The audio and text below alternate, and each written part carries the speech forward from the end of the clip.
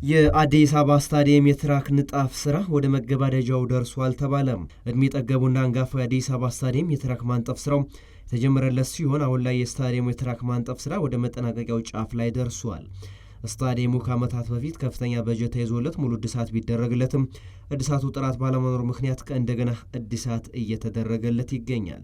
አሁን ላይ ያለው የስታዲየሙ የንጣፍ ስራ በቀጣዮች 2 ሳምንታት ውስጥ ተጠናቆ ለአገልግሎት ክፍት ይሆናል ተብሎ ሲጠበቅ ትራኩ ዓለም አቀፍን ስታንዳርድ ያሟላ እንደሆነም ተነግሯል። የትራክ ማንጠፍ ስራው ከተጠናቀቀ በኋላ ከ5 ዓመታት ቆይታ በኋላ አንጋፋውን የኢትዮጵያ አትሌቲክስ ሻምፒዮና እንደሚያስተናግድም ይጠበቃል።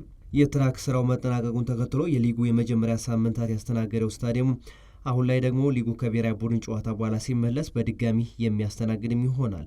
በዚህም ሳቢያ በ20ኛ ሳምንት መደረግ የነበረበት የሀገሪቱ ትልቁ ደርቢ የሸገር ደርቢ ጨዋታ በተስተካካይ መርሃ ግብር በዚሁ ሜዳ የሚደረግም ይሆናል ተብሎ ይጠበቃል።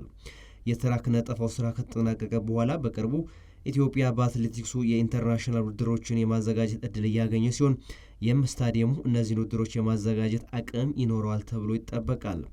የአዲስ አበባ ስታዲየም አሁን ላይ ምንም እንኳን የትራክ ቅየራ ቢደረግለትም አሁንም የእግር ኳስ መጫወቻ ሜዳው ደረጃውን ያልጠበቀ በመሆኑ አሁንም የካፍንና የፊፋን ይሁንታ ማግኘት ባለመቻሉ የብሔራዊ ቡድኑን ጨዋታዎች ከማስተናገድ ታቅቦ ቀርቷል። አንጋፋውና እድሜ ጠገቡ የአዲስ አበባ ስታዲየም በኢትዮጵያ ስፖርት ታሪክ ብቻም ሳይሆን በፖለቲካውና ማህበራዊ ሁኔታዎች ለማህበረሰቡ የማይተካ አበርክቶ ያለው ታሪካዊ ስታዲየም ነው።